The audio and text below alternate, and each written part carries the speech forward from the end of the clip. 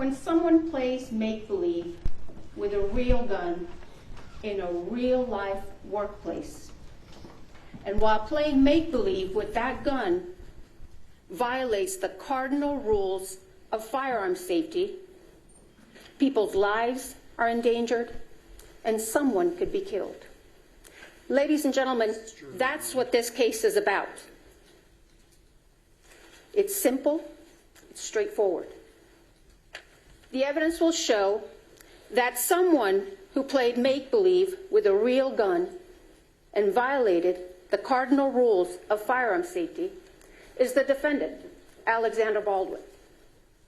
You will hear over the course of the next few days that in the fall of 2021, a movie called Rust began filming at the Bonanza Creek Ranch just south of Santa Fe in Santa Fe County. You will learn that this movie was a Western with a lot of gun action.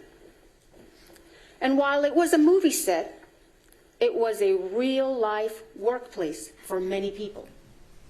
But you will hear this workplace was on a tight budget.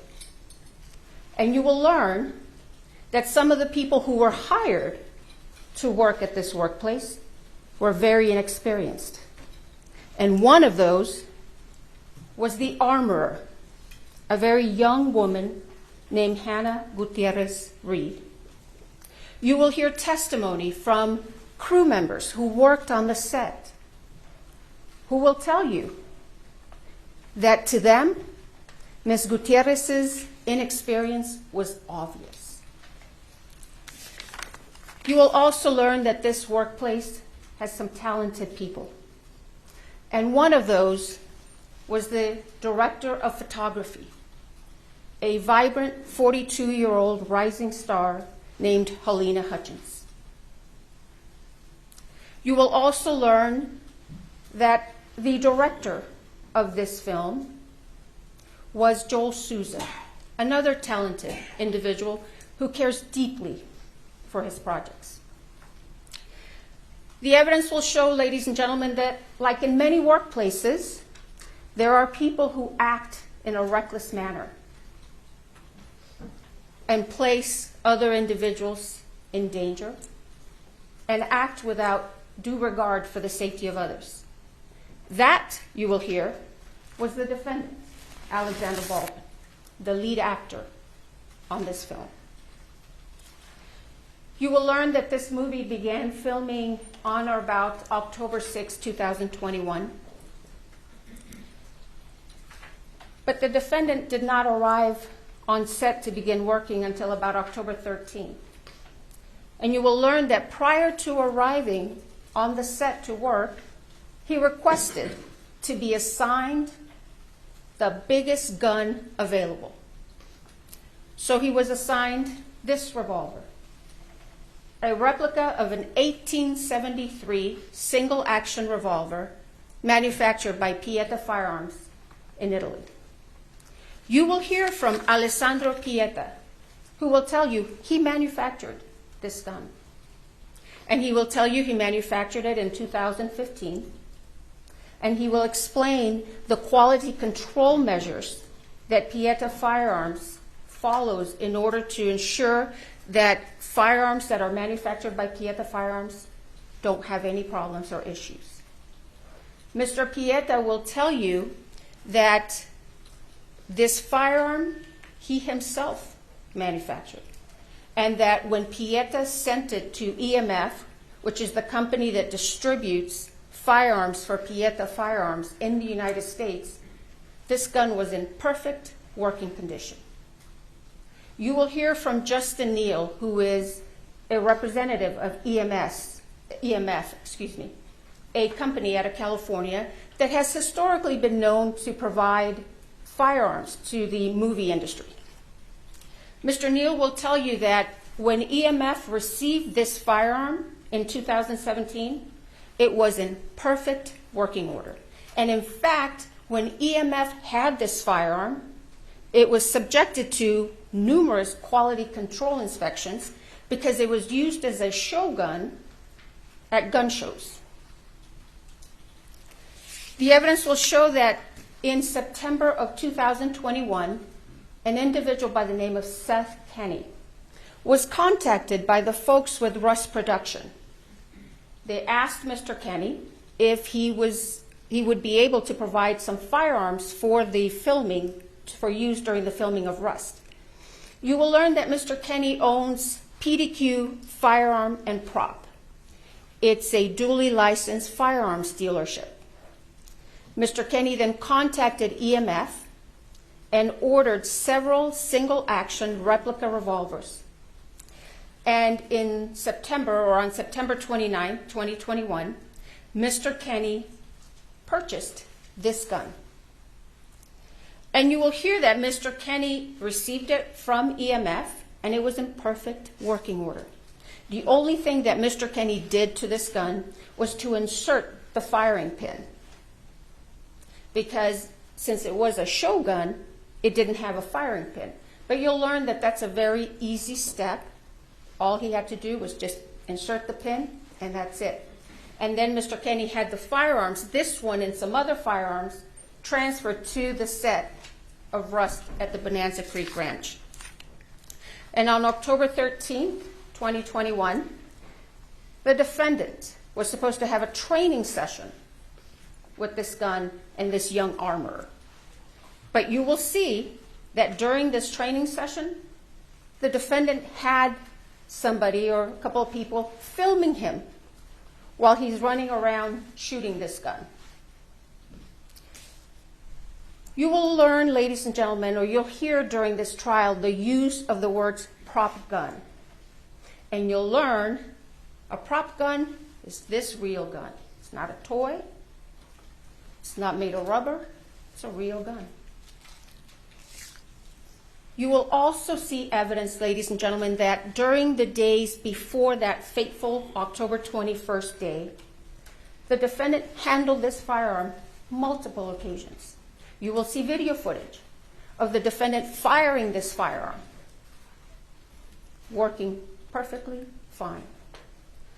But you'll see evidence, ladies and gentlemen, that each time the defendant handled this firearm, he did not do a safety check with that inexperienced armorer. And you'll hear that the reason he didn't do a safety check is because he didn't want to offend her. The evidence you will see will paint a real-life picture of a real-life workplace where this defendant mishandled this gun. You will see him using this gun as a pointer to point at people, to point at things. You will see him cock the hammer when he's not supposed to cock the hammer. You will see him put his finger on the trigger when his finger's not supposed to be on the trigger. You will hear about numerous breaches of firearm safety with this defendant and this use of this firearm. And the evidence will show that on the morning of October 21st, 2021, the camera crew walked off set. And you will learn that one of the reasons that camera crew walked out is because they were concerned over safety breaches with the use of firearms. The evidence will show that the morning of October 21st started out a couple of hours behind. They filmed some scenes at this church on the Bonanza Creek Ranch. And you will see that one of those scenes required the defendant to pull out his gun. This was in the morning. Pull out his gun. And you'll hear the director tell him, pull it out and hold it. And the first time, you'll see evidence the defendant does what the director tells him. But you will hear the director tell you that many times the defendant would do his own thing. So then the director in the morning asked him, okay, do it again, just like you did now. The defendant pulls out the gun, but this time he cocks the hammer. The evidence will show they then broke for lunch. And around 1:30 or so, they came back to this church to do what's called a blocking. The evidence will show that Ms. Hutchins wanted to do a blocking for an insert, and you will learn what a blocking is, just working out the details of the moves of the actor. It wasn't even a rehearsal. You will hear from one of the witnesses who walked into the church and saw the defendant kind of playing with his gun. And then you will see evidence or hear evidence that Ms. Hutchins and Mr. Souza were talking to the defendant about doing this insert. And the insert was just supposed to be from here to here, and it was supposed to be of the defendant just slowly taking his gun out of his holster, and just holding it at an angle. The evidence will show that someone asked the armorer to bring the defendant's gun to him, and she did. She brought it into the church, showed it to David Halls, who you will learn was the first assistant director. The gun was empty. Ms. Gutierrez then handed the gun to the defendant. But then you will hear that Ms. Gutierrez was given the gun back, and she took it and loaded it with dummy rounds. And what you will learn is that dummy rounds are inert rounds. They look like real rounds, but they are very easy to tell that they are not because they'll rattle. Ms. Gutierrez then went back to the church, showed the revolver to the first assistant director very fast. They only checked about 3 rounds, very quick. And they missed 1 round. You will learn that one of the rounds in that revolver was a real round. And the evidence will show that Ms. Gutierrez then handed the gun to the defendant. And what you will learn is that once again, the defendant failed to do a gun check or a safety check with this armorer.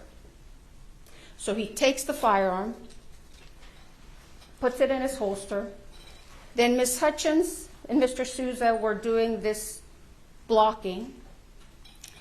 And the evidence will show, ladies and gentlemen, that the defendant, again, did his own thing. You will hear from an individual by the name of Kent Jorgensen. Mr. Jorgensen will tell you that he's been involved in drafting and revising movie set safety rules. You will learn that these movie set safety rules require actors, like the defendant, to treat every firearm as though it's loaded, to never point a firearm at another person, and to never put your finger on the trigger unless you're prepared to shoot or to destroy whatever's in front of you. The evidence will show that on October 21st, 2021, after that lunch break, the defendant once again violated those set safety rules. And during this blocking, the director had instructed him to just slowly take out that gun and just hold it at an angle. But you will see that the defendant takes it out quickly the first time, points it. And you will hear witness testimony who will tell you the first time he does it, his finger is on or around the trigger. He does it again, takes it out very fast, points it. And once again, you will hear testimony that his finger was on or around the trigger. And the evidence will show that that third and fatal time, he takes it out once again, fast, hammer's cocked, he cocks the hammer, points it straight at Ms. Hutchins, and fires that gun, sending that live bullet right into Ms. Hutchins' body. You will learn that this bullet was a .45 caliber round that entered Ms. Hutchins' body right underneath her right underarm. It perforated her right lung. It traveled through her spine, lacerating her spinal cord, and then it exited on the left side of her back. That bullet then went into Joel Souza's right shoulder, and it came to rest in his back, from where doctors removed it once he was transported to St. Vincent's Hospital here in Santa Fe. You will learn, ladies and gentlemen, that Ms. Hutchins did not have the same fate. You will see the aftermath of the shooting, and you will see medics frantically working to save Ms. Hutchins, to stabilize her, to transport her, to airlift her to UNM Hospital. But the damage from that bullet was too much. Ms. Hutchins succumbed to her injuries and bled to death. The evidence will show that meanwhile, after the shooting, the defendant began to claim he didn't pull the trigger. The evidence will show, ladies and gentlemen, that's not possible. You will hear from Mr. Pieta himself, who will tell you that gun will not discharge without a pull of the trigger. You will hear from firearms experts who will tell you that gun will not discharge without a pull of that trigger. The evidence will show that law enforcement officials arrived at the scene on October 21st after the shooting and immediately took this gun into their custody. Then later, they asked the FBI for assistance in processing this gun for forensics and examination. You will learn that the gun and some ammunition that was taken from the set and from PDQ arms were sent to the FBI for analysis. You will learn that the gun first went to the DNA section of the lab, where a DNA analyst found the defendant's DNA on this gun, and then the gun was transferred to the firearms and tool mark section of the lab, where a firearms examiner examined this gun very carefully and closely. Bryce Ziegler, who is the firearms examiner for the FBI, will tell you that when he received this firearm, he first examined it. He didn't see any defects, didn't see any modifications. He tried and he checked the hammer in the 3 different positions, cocking positions. He checked the quarter cock position, fine. Checked the half cock position, fine. Checked the full cock position, fine. And when he held it in the full cock position, you will hear that hammer held until he pulled the trigger. You will also hear that Mr. Ziegler test fired this gun 12 different times. And each time, that gun fired as it was designed. Each time, when he pulled that trigger, it fired. And he will tell you that not once did this gun malfunction or discharge on its own. Now, the evidence will show that because the defendant had been claiming that he didn't pull the trigger, Mr. Ziegler suggested one last test to the Sheriff's Department. Mr. Ziegler told the Sheriff's Department that he could do what's called an accidental discharge test. He obtained authorization to do this test, and you will hear that he left that test for last because that test could potentially damage the gun. Mr. Ziegler went forward after he received this authorization and conducted the accidental discharge test. And you will hear, ladies and gentlemen, that during that test, a couple of the internal components of this firearm damaged. You will hear that the trigger sear and the full cock hammer notch were damaged during the accidental discharge testing. The evidence will show, however, that before this accidental discharge testing by the FBI, this gun functioned and worked perfectly fine. You'll see the video footage of the multiple occasions during which the defendant used this firearm on the set, and each time he fired it, it was working just fine. And in fact, you'll hear evidence that the defendant himself admitted in December of 2021 that this gun didn't have any mechanical problems. You will hear from the two of the country's leading experts on firearms forensics, Michael Hague and Lucian Hague. And they will tell you that they examined the revolver and the damaged pieces extensively. They will tell you that the damage to the full cock trigger notch is consistent with the accidental discharge testing that was conducted by the FBI. Lucian Hague will tell you that in August of 2023, he examined the trigger sear, the other piece, and that when he looked at it initially with the naked eye, there was nothing wrong with it. He couldn't see anything. But then he put it under the microscope, and he noticed some kind of rough microscopic diagonal lines on the surface of the trigger sear.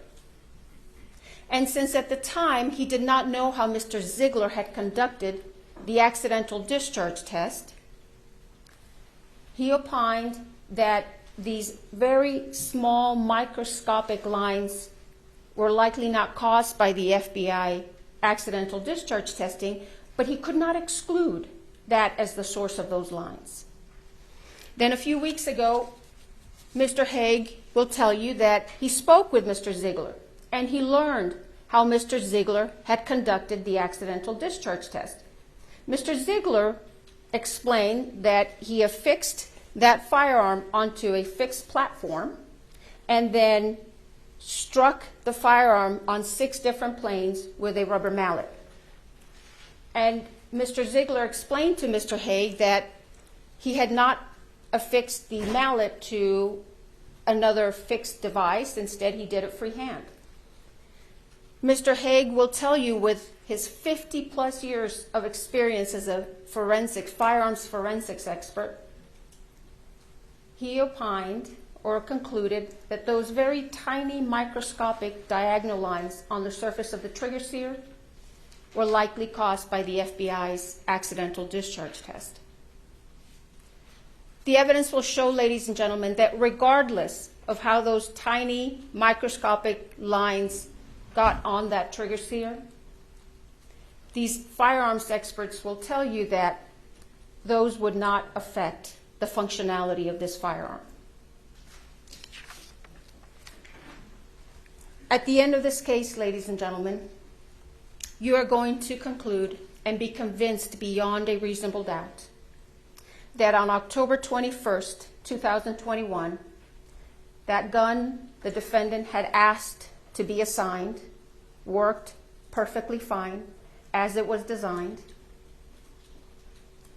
and that the fatal and one of the main problems that afternoon of October 21st was that the defendant didn't do a gun safety check with that inexperienced armorer. He pointed the gun at another human being, cocked the hammer, and pulled that trigger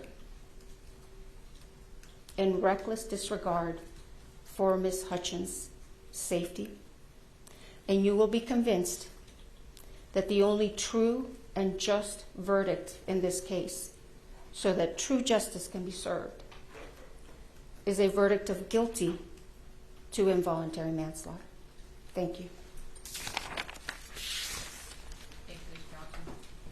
Mr. Spiro.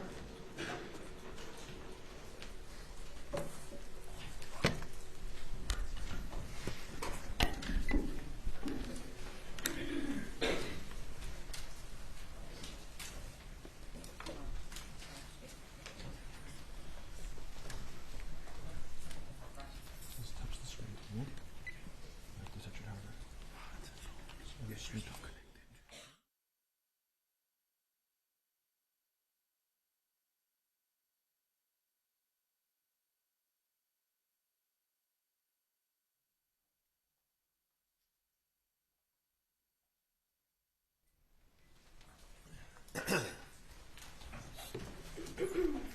set? May I proceed? Thank you, Your Honor. Good morning. This was an unspeakable tragedy, but Alec Baldwin committed no crime. He was an actor acting, playing the role of Harlan Rust. An actor playing a character can act in ways that are lethal, that just aren't lethal on a movie set. These cardinal rules, they're not cardinal rules on a movie set.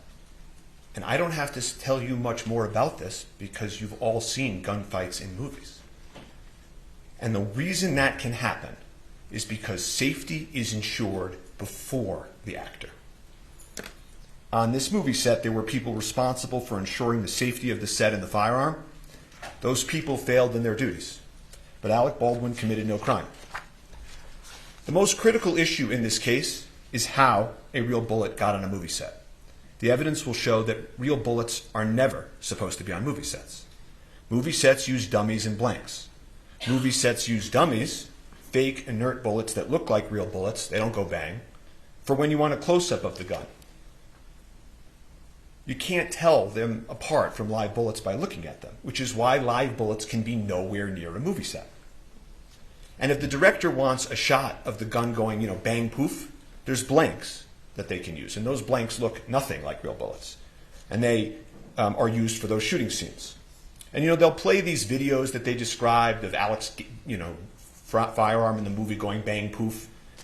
And people are conditioned to seeing people firing weapons and thinking, that's a dangerous act, that's a dangerous act. And they will play those videos and give you that image to try to tarnish him in your eyes. But that's not what happened here. On this set, there was a real bullet, something that should never be on a movie set, something which has nothing to do with making a movie.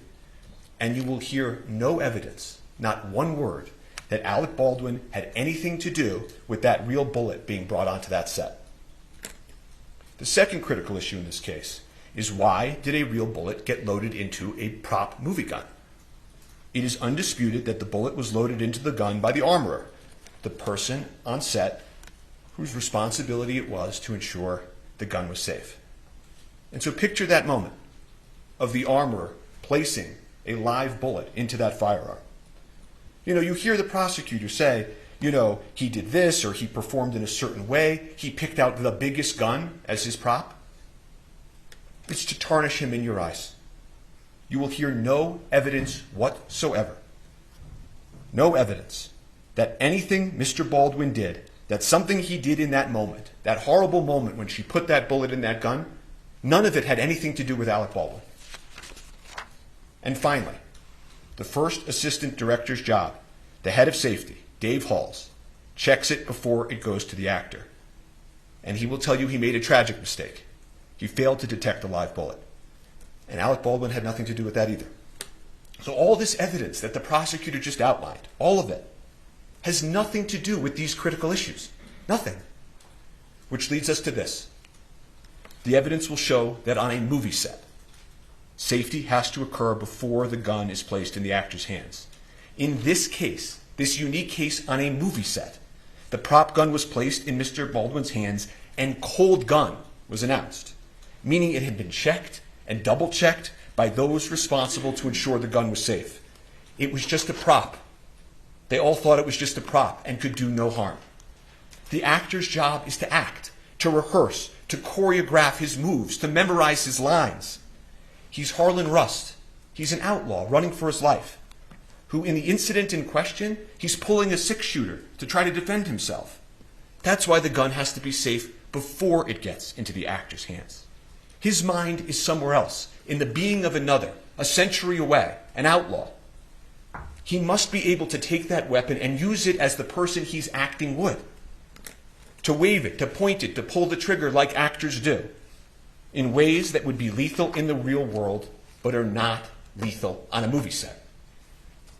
And I'm going to show you that scene now before lunch. And if we could just play action.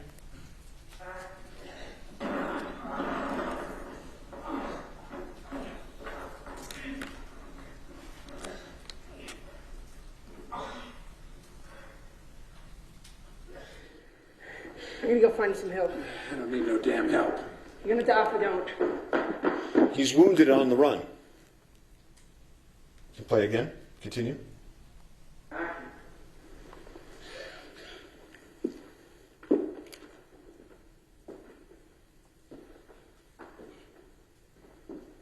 Harlan Rust. Need you stand up nice and slow Toss any weapons you have. He's on the church pew, bleeding, his hand gripping the revolver. He would defend himself against the men in the movie. Play. One more. You good? Ready?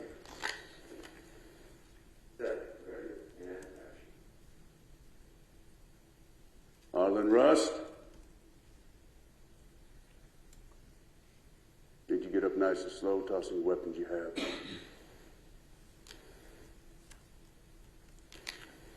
What help can I get right there? Joel, you want me to wait to give you that line till he lands? Till camera lands? Yeah. Yep. 7 minutes, one? Draw your gun and look up and point your gun, okay? Okay, which way? Camera right or left? This side, for now. So camera left for now. I'll stand right here for you, Alec. So whip it out. Yeah. Okay, well, let me get this all greased. Ready? Yeah. Okay, ready? Okay, ready? Ready. And set. Ready, and action. Arlen Rust?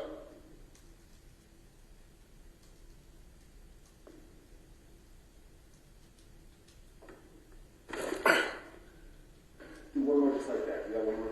Yeah. Ready, ready, ready, They ready. want him to do it again. There's no danger. They want him to do it again. And set. Ready, and action. Arlen Rust?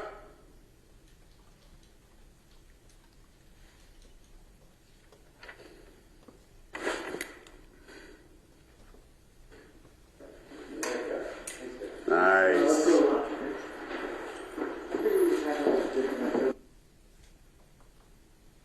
It's a scene similar to scenes we've all seen in movies and television, performed by thousands of actors. And the scene that continues after lunch is the same scene, it's just not unfortunately captured on videotape. And the scene they envisioned and acted out, that prop gun was positioned in the afternoon so close to the camera that you could see inside, that you could feel it. You could feel that it was loaded, and it was loaded, of course, with dummies. Dummies to make it look like a real gun. But this one time, one of those dummies was a real bullet. The real bullet was not known to anyone in that church.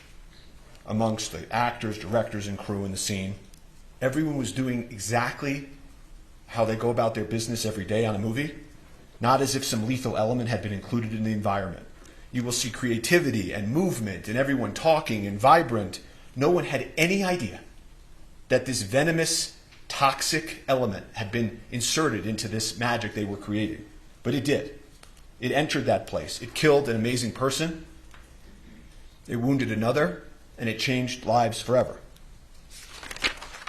And so to find out what happened on that movie set, you need to do something that the prosecutors could never do.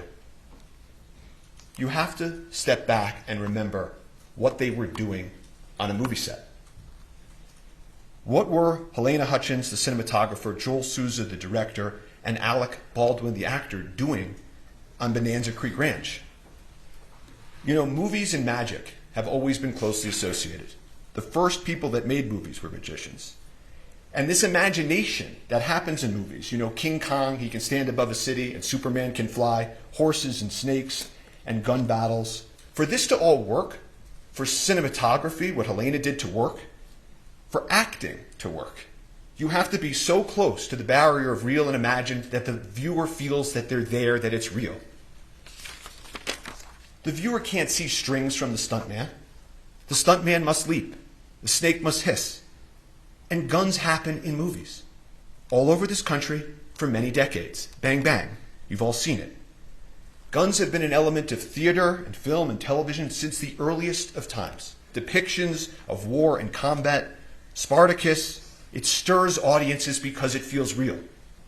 Later films, Platoon, Apocalypse Now, they showed the unvarnished realities of war. This ranch in Santa Fe, it had been the scene to many gunfights and movie scenes, well before Alec was even born. Laramie, Butch and the Sundance Kid, and these westerns. Your Honor, may we approach?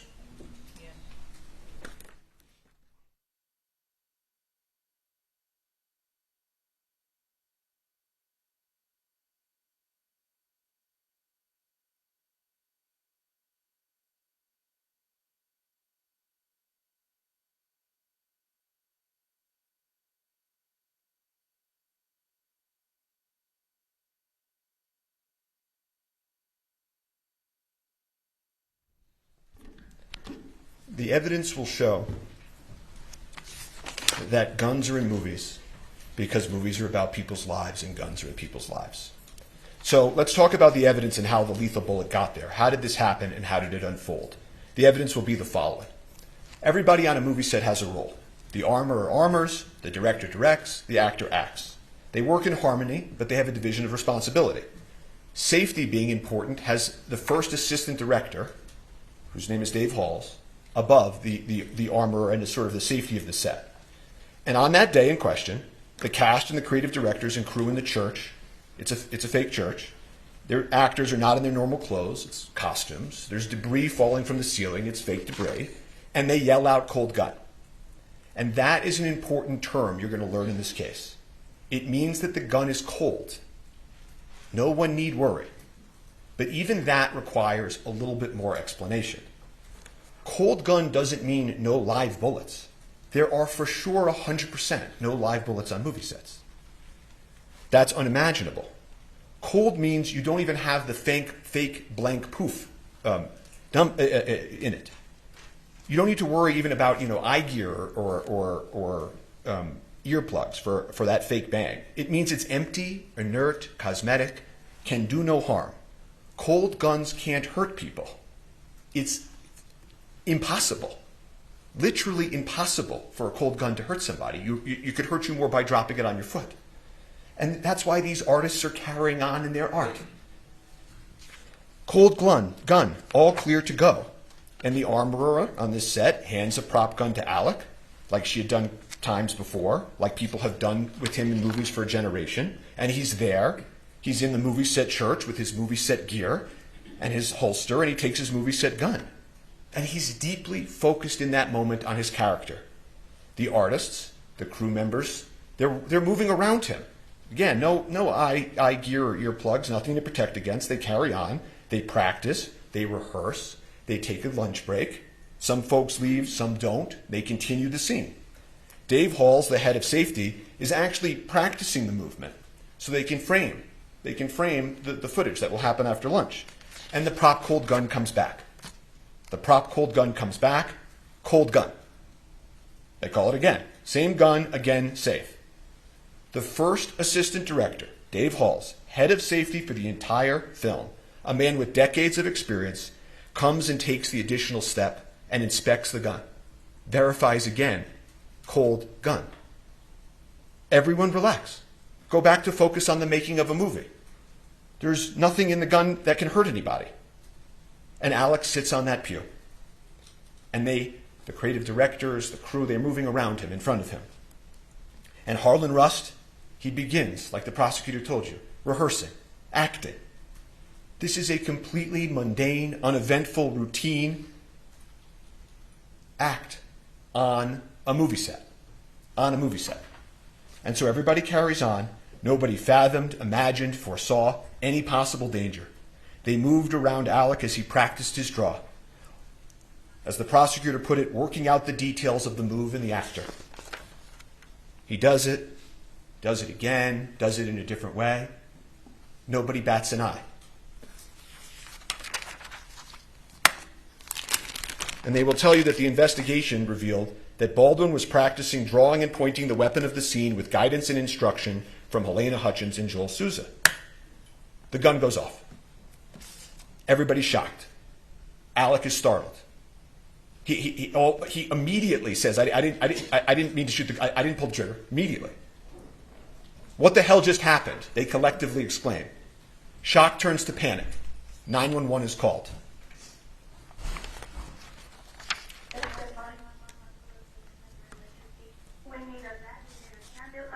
Out at Bonanza Creek Ranch right now. We've had 2 people shot on a movie set accidentally.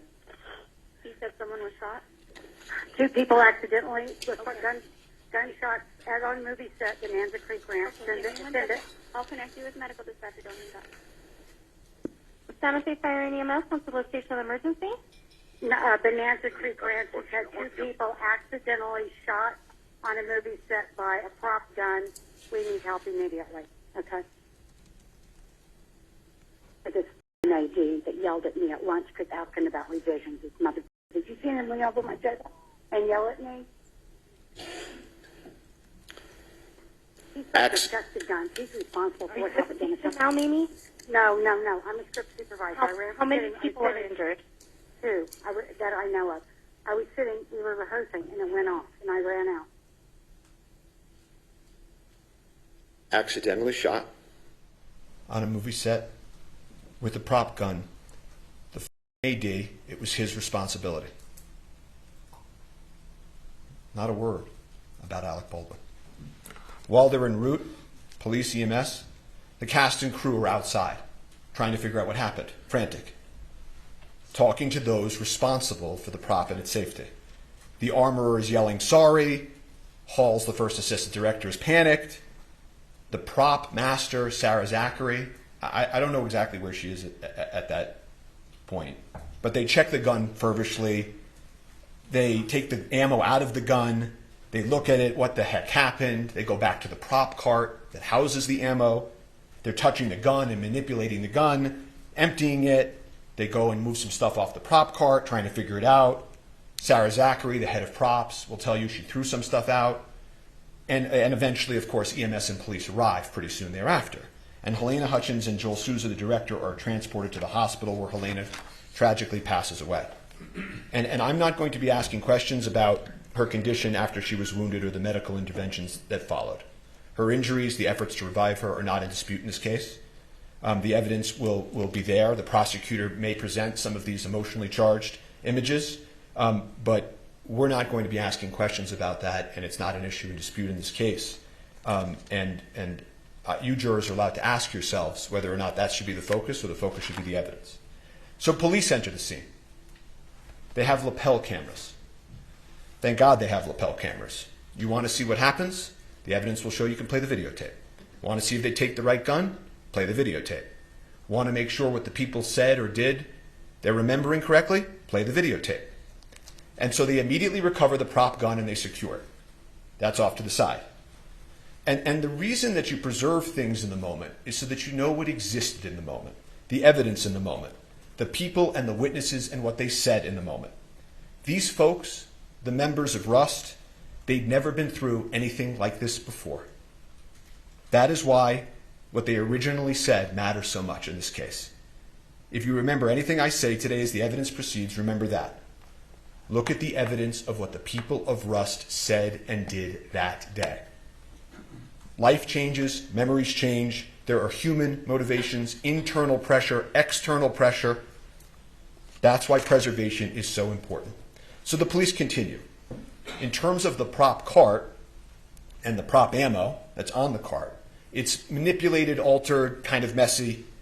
And, you know, at this accidental shooting on a movie set, the police begin to make some mistakes. No one had ever investigated a prop gun on a movie set before. They recover the prop gun, but they don't wear gloves. They don't have the prop cart inside the crime scene. Someone moves it onto the crime scene. People start touching it and showing, okay, this is a dummy, this is a blank. And then they make another mistake that matters in this case with some more significance, which is that they don't secure the prop truck that houses the cart. See, that cart that they roll off comes from a truck where all of the ammunition, all of the firearms are, and that's where they're stored. They don't secure the prop truck for several days. And then the prop house that supplies the truck, that supplies the cart, they don't secure for over a month. A lot of mistakes. They had never investigated a case in a movie set. But they had the prop gun. That was key. And so they needed to figure out where the live bullet came from. They had the shell casing, Starline brass. That's the sort of make. You'll hear that phrase, Starline brass. And the police were right to focus on that. That was the lethal element. And so they work outward. Makes good enough sense. Folks around the ammo and the gun to be interviewed at the precinct. The armorer at the precinct. She loaded the live bullet. Hall's head of safety. He double-checked. And Alec walks up to the police. You'll see this early today. And he says, I'm here, whatever you want to do, whatever you need me to do. Just tell me where to go. And Sarah Zachary, the prop master who threw out the stuff at the cart, they missed her that night to bring to the precinct. But the rest of them at the precinct. And thankfully, we have the lapel cameras. And then they cleared the gun outside after his request, and I witnessed them clear it and saw the bullets. Okay. only one was, they were all hot. The one that was missing, the one that fired, we don't know, but all the other ones were proper. I can pause this. I can turn this off. Move on.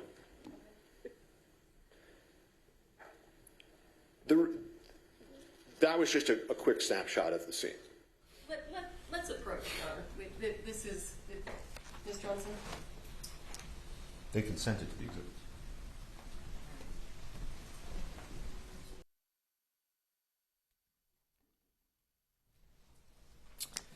The remaining witnesses from inside the church are interviewed on the scene.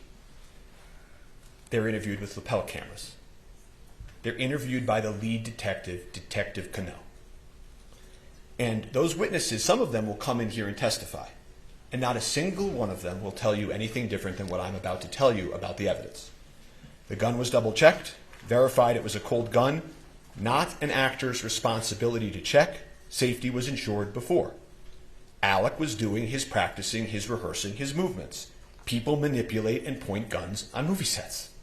The gun went off during the rehearsal. No one saw him intentionally pull the trigger. It was obviously a tragic accident, but Alec committed no homicide. Alec took the gun from those charged with its safety. He did not tamper with it. He did not load it himself. He did not leave it unattended. It completed his costume and his character. It was an actor handling a prop and integrating it into the character of Harlan Rust. There was a dedicated professional there, off camera, whose sole sacred responsibility was that prop's safety. And Dave Halls, the head of safety, was there by her side. Everyone relied on that. And it was tragic that they let them down. He was just acting as he has done for generations, and it was the safety apparatus that failed them all. So law enforcement continues. They need to find the live bullet. That was the lethal element. So they, led by Detective Cano, execute a search warrant on the church. And that's what law enforcement does. They immediately go to a judge. They say, this is what we need to do. They go into the church urgently before anything can be altered. They're confirming it was an accident, not a crime in the church. They search for guns and ammunition, videos and photos. There was no further answer in the church. They had the prop gun. They had all those witnesses secured. Their statements are clear. Alec had committed no crime, but the bullet was a mystery. And so they focus on the bullet, the critical, lethal bullet, and how did it enter the movie set. So they had the prop cart, and then they go do the warrant on the prop truck. And so at that point, and I'm going to put up a photo so that you can see who some of these individuals are,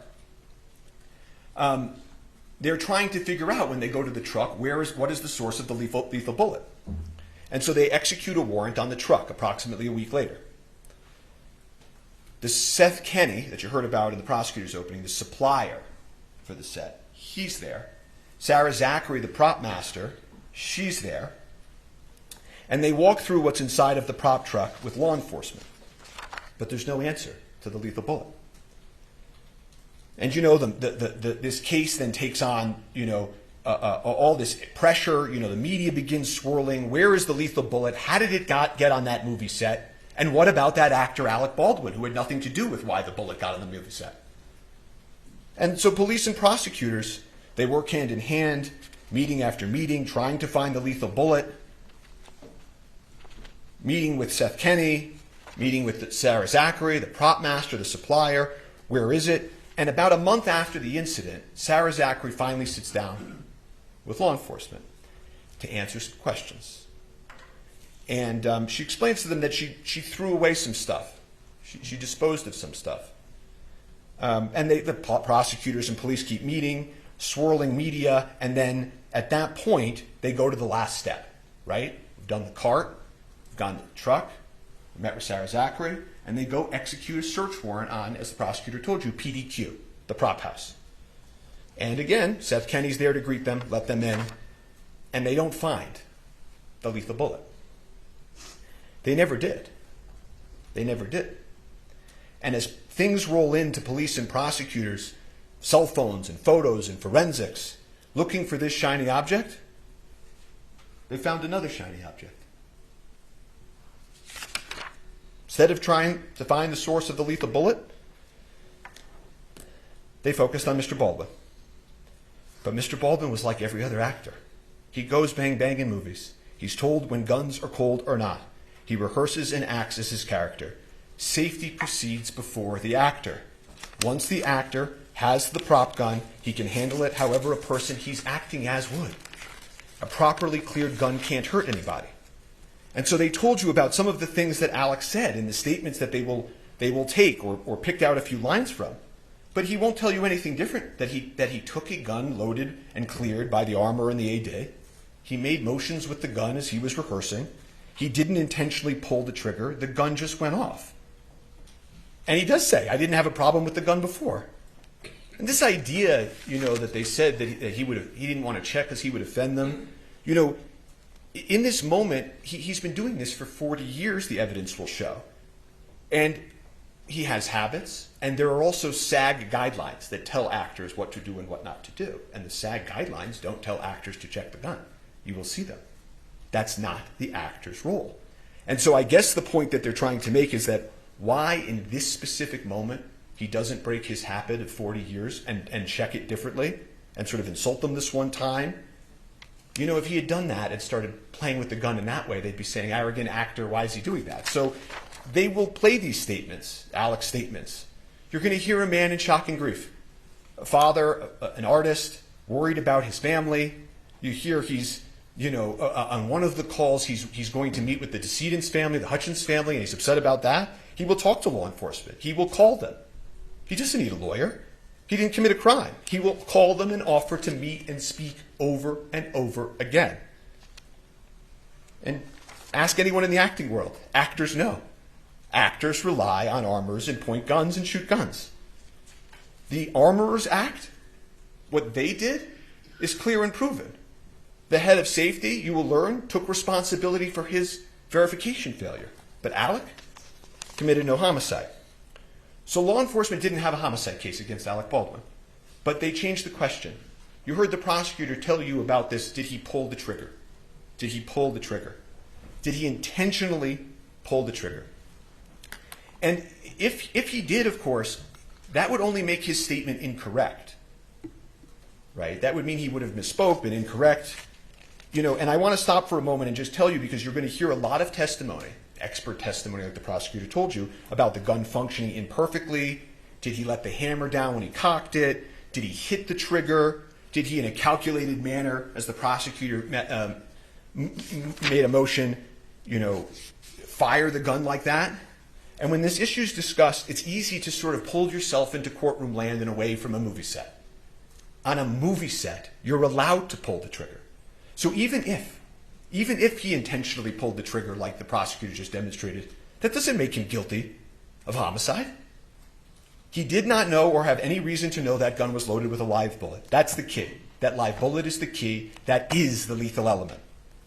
But again, as the prosecutor told you, if they could prove that he intentionally pulled the trigger and he was imperfect, imprecise, wrong with what he said, then maybe you take that and you say he's lying. And if he's a liar, he committed homicide. And so what they do is they take the prop gun. They're blinded by the shine. They're blinded by trying to disprove Alec. They take it and they order a destructive test on the firearm. They order the FBI to take a test that they know will destroy the firearm. It's a pointless, unnecessary test where they blindly try to make this big case by taking a mallet and smashing the firearm.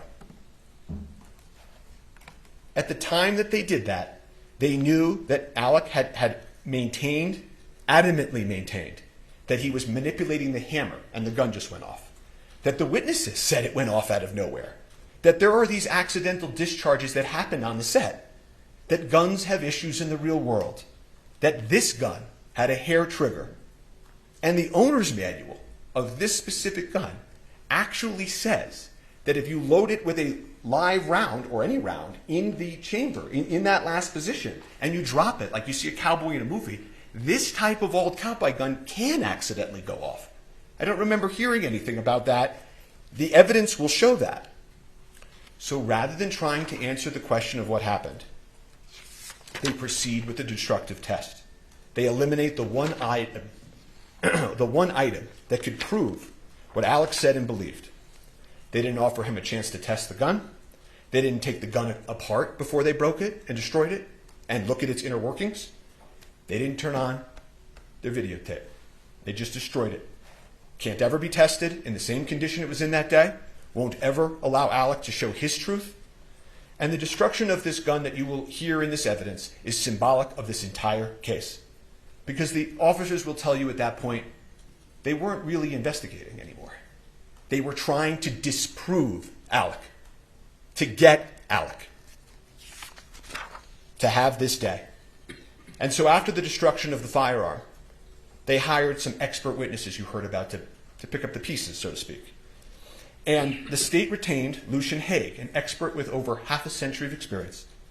And he will come into court and he will tell you he's never seen anything like this in his entire career. They conducted a pointless test, a test that would lead to inevitable destruction of the firearm. There were other correct tests that they could have done to prove whether or not it could have accidentally discharged. None of the experts can test the gun in the condition it was in on the day in question. Why? Not because of something that Alec Baldwin or the crew members of Rust did. They were all clear. The gun just went off. But because of something that law enforcement did. And they deprived him of that opportunity. However, Lucian Haig will tell you that in his analysis he did find modification that he thought likely pre-existed the FBI testing. And what that modification means and how it impacted the gun is hard to perfectly know, of course. But it was a modification on an important part, the critical part of the firearm. And it was important enough for them to put into a report and to write a new opinion about. They felt this revelation had to be sent to prosecutors. And they maintained that position, that this modification was a matter of import, for almost a year. And then a few weeks ago, before trial, they just took it back. They just took it back. You will get to see the circumstances of that take back. How far they would go for the shiny object. They never solved the question of the lethal bullet. They destroyed the gun, and all they were left with is Alec Baldwin and the movie they intend to put on. But because they never solved the lethal bullet, they eliminated the prop gun, there will not be one witness, not one shred of evidence in this trial, that Alec knew or should have known the gun was loaded with a live round. So they can't prove their high-profile homicide case. So they will proceed to then, here and now, tell you about other things, other evidence that you will hear that has nothing to do with what happened in the church on October 21st. That the movie set as a whole was improper or anything. That they hired the wrong armorer, I think I heard in opening. The evidence will show that the armorer was hired by somebody else, trained by somebody else, had done gun scenes on Rust with somebody else before Alec even got there. She was the daughter and the apprentice of the most famous and well-respected armorer in Hollywood. And she had just left serving, being an armorer for Nicolas Cage on another Western. Then they'll come in and they'll say, but what about the movie guidelines? You heard about Mr. Jorgensen and the movie guidelines. That one of the protocols wasn't followed. Or there was a set safety issue about something unrelated to this. Like these movie guidelines on a set or the things of Navy SEALs and NASA. The guidelines were followed. They followed the safety guidelines. Actors don't check the weapons. Safety is ensured by dedicated personnel. So they will say, but there had been accidental discharges on the set, that guns had fired accidentally prior. Not related to Alec, by the way. But again, that's the people we looked at. Halyna Gutierrez-Reed's fault, Sarah Zachary's fault perhaps, Dave Hall's fault, faults, workplace issues. Some of them will end up, and you will hear the witnesses in this case, many of them have brought civil lawsuits. And you'll hear that, in those civil lawsuits, they're presenting evidence to try to meet a burden, not a criminal beyond a reasonable doubt homicide trial burden, but they're going to try to prove their cases in civil courts. And that's where faults and accidents are, at worst, 99% worked out. Not here. But you'll hear these members of the Rust crew come in here. They'll try to make sense of this for you. Some of them have sued. Some of them are in grief. Some of them are in grief and have sued. And part of this grief they feel, that everybody feels, is understandable. And what they will do is they will tell you, if only we had had a second armorer. One of them will say, if only Dave Halls had checked better.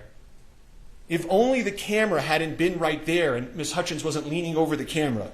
If only I myself did this. If only Alec did that. This is natural, their testimony. It's part of the human condition. It's part of grief. Objection, Your Honor. None of them knew. Yes.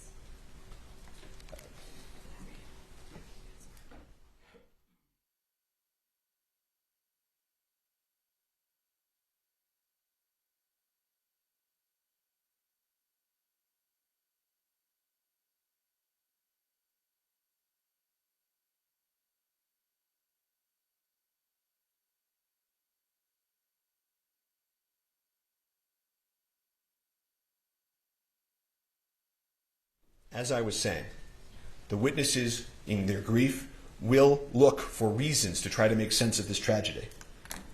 But again, none of them knew or should have known about the lethal bullet either. No one had any idea that it was on that set or in that gun. In that world, they were all in it together. And you will hear that none of this other stuff has anything to do with those two critical questions we started with. Why there was a live bullet on set, why the armorer placed it in the gun, and of course, why the head of safety failed to detect it. None of it speaks to whether Alec knew or should have known those things. He didn't. No one on that set did. It was not foreseeable. You will hear that word from the witnesses and from eventually the instructions. Foreseeable. This was anything other than foreseeable. And they must prove beyond any and all reasonable doubt that this was foreseeable. Total indifference to human life, that death might occur. He's an actor.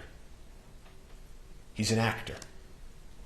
But here we are at a homicide trial. And so they will pull witnesses, and witnesses will be cross-examined. They will push themselves to the edge of truth and beyond. These things about, Alec didn't notice this or Alec didn't notice that. I want to make sure that you're clear on something that the evidence will show. He had been filming on that set for a handful of days. The evidence will show he had just gotten there. It's not as if he had been there for months and months and noticed things and failed things. He had just gotten there. You don't notice every little thing when you start at a new place and when you're in the character of Harlan Rust. But they will push forward and they will have gaps in the evidence as well. Don't expect you to be hearing and for them to call the first AD head of safety. I don't know if you'll be hearing from the lead detective, Cannell, who investigated this case. The lead detective. Or the sergeant that supervised him, Sergeant Zook. I don't think you'll hear from Mr. Schilling, who was the lead investigator for the prosecutors. And so as you hear this, you jurors can assess about that gap of evidence. And there's one thing that I can tell you will not hear also. You will not hear from an actor or an expert in acting. And so they will play the videotapes of Alec Baldwin, the actor, acting. They will show you perhaps over and over again him in shooting scenes. Bad Alec shooting a gun the wrong way in a movie scene. They will try to get you to picture that and forget that this was a movie set in the first place. And you will see actors in a Western acting. And your mind might go to your favorite gun scene in your favorite movie. You may picture actors and actresses doing exactly what you see here. The other actors in Rust doing the same thing that Mr. Baldwin was doing. But when you come back from that moment, remember, this is a homicide trial. And you will see soon that the reason they play those videos of him over and over is because they don't have any evidence of actual homicide. And you will learn the truth. Not a day goes by when we don't wish Alec had saved her life. But never, the witnesses will tell you, in the history, is something that an actor has done. Intercepted a live bullet from a prop gun. No actor in history. No one could have imagined or expected an actor to do that. So just remember that truth. So when they cry out justice, justice is truth. This was an unspeakable tragedy. Alec Baldwin committed no crime. Thank you. All right, thank you. what we're going to do now is we're going to take our morning bathroom break. So please don't talk among yourselves or anyone else about the evidence received here in court. And follow what Mr. Bing tells you to do. And we'll see you back here about 20 of. All right. Thank you. All rise for the jury.